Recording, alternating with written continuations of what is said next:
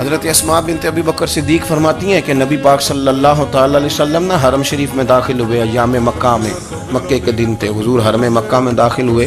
کافروں نے، ابو جہل نے پہلے سے سازش کی ہوئی تھی۔ جیسے ہی حضور اندر داخل ہوئے تو شور کرنے لگا، کہنے لگا یہ تمہارے بتوں کو برا کہتے ہیں، اور تمہیں شرم نہیں آتی؟ یہ تمہارے معبودوں کو گالی دیتے ہیں، معاذ اللہ، یہ برا کہتے ہیں، میں خیال نہیں آتا۔ لوگوں کو اشتعال دینے لگا۔ لوگ مختلف جگہوں سے اکٹھے ہو کے حضور کے گرد جمع ہو گئے۔ آپ نے کہا ہے کہ بت جھوٹے؟ حضور فرمانے لگے کہا ہے۔ آپ نے کہا ہے کہ یہ کچھ نہیں کر سکتے؟ فرمایا کہا ہے۔ آپ نے کہا ہے یہ کوئی نفع نقصان نہیں دیتے؟ حضور فرمانے لگے کہا ہے۔ رسول کائنات صلی اللہ علیہ وسلم سے جو سوال پوچھا حضور نے بیان کیا۔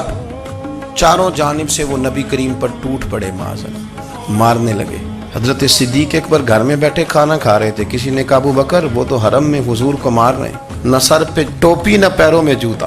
ابو بکر دوڑے، سر پٹ دوڑے، بھاگے۔ حضور زمین پہ لیٹے ہوئے تھے، وہ تکلیف دے رہے تھے۔ حضرت صدیق اکبر نے 2 کو پکڑ کے ادھر پھینکا، 4 کو ادھر پھینکا، 5 کو ادھر پھینکا۔ ایک جملہ بار بار زبان سے کہتے، ظالمو انہیں مارتے ہو جو تمہاری نجات کا سامان لے کے آئے، انہیں تکلیف دیتے ہو جو کہتے ہیں اللہ میرا رب ہے، انہیں مارتے ہو، شرم نہیں آتی؟ اب انہوں نے حضور کو چھوڑ کے تو جناب صدیق اکبر کو مارنا شروع کیا۔ عقبہ بن ابی معیط، عتبہ اتیبہ، ان کے ہاتھوں میں جوتے تھے۔ آج کل جوتے وہ نہیں ہوتے جو اس زمانے میں تھے، جوتا ہوتا تھا لکڑی کا، کھڑاؤں کہتے تھے، وہ جوتے پکڑ لیے اور جناب صدیق اکبر کے سر پہ مارنے شروع کیے۔ سر پہ جوتے لگ رہے ہیں، لگتے جا رہے ہیں، خون بہتا جا رہا ہے۔ حضرت صدیق اکبر نے بازو کھولے ہوئے، بے ہوش ہو کے گرے۔ حضرت اسماء کہتی ہیں میرے والد کو لوگ گھر لائے تو سر بھی سارا لہو سے بھرا ہوا تھا، چہرہ بھی سارا لہو سے بھرا ہوا تھا۔ عشق تے اگ دوویں ایک برابر، عشق تے اگ دوویں ایک برابر، پر عشق دا سیک بدھیرا۔ اگ تے ساڑے ککھ تے کن، عشق ساڑے تن میرا۔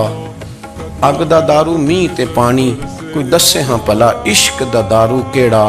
سجنا اتھے کچھ نہیں بچتا جتھے عشق ہوراں دا ڈیرا۔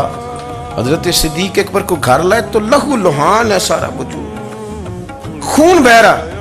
جناب اسماء کہتی ہے میں نے سر پہ ہاتھ رکھا، دیکھوں کہاں کہاں میرے والد کو، میں رو رہی ہوں، میں نے سر پہ ہاتھ رکھا تو کہتی ہیں بال بھی میرے ہاتھ میں آ گئے اور سر سے نا چمڑی بھی اتر کے میرے ہاتھ میں آ گئی، گوشت بھی سر سے اترنے لگا۔ سارا سر ان کا مار مار کے انہوں نے نازک بنا دیا، نرم کر دیا۔ آپ فرماتی ہیں وہ بے ہوش تھے، ہم ان کے منہ میں دودھ ڈالتے تھے، لیکن وہ جب بھی آنکھ کھولتے تھے تو زبان پر ایک ہی لفظ تھا، ظالموں انہیں مارتے ہو جو تمہیں کہتے ہیں میں اللہ کا رسول بن کے آیا، انہیں مارتے ہو۔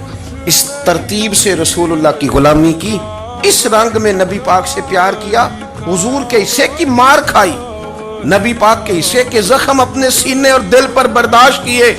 اس لیے تو میرے کریم نے فرمایا تھا لوگوں سن لو، میرے ساتھ جس نے بھی نیکی کی میں نے بدلہ دے دیا، میں نے ابو بکر کو نہیں دیا، میں ابو بکر کا ہاتھ پکڑ کے اللہ کی بارگاہ میں لے جاؤں گا، میں کہوں گا مالک اس نے بڑی نیکیاں کی ہیں، تو ہی اسے اجر عطا فرما، میں لے کے جاؤں گا، کہوں گا اے اللہ تو دے اسے اجر، اس نے بڑی نیکی کی، اس نے بڑا پیار کیا، اس نے میرے ساتھ بڑی محبت کی، اس نے بڑی غلامی۔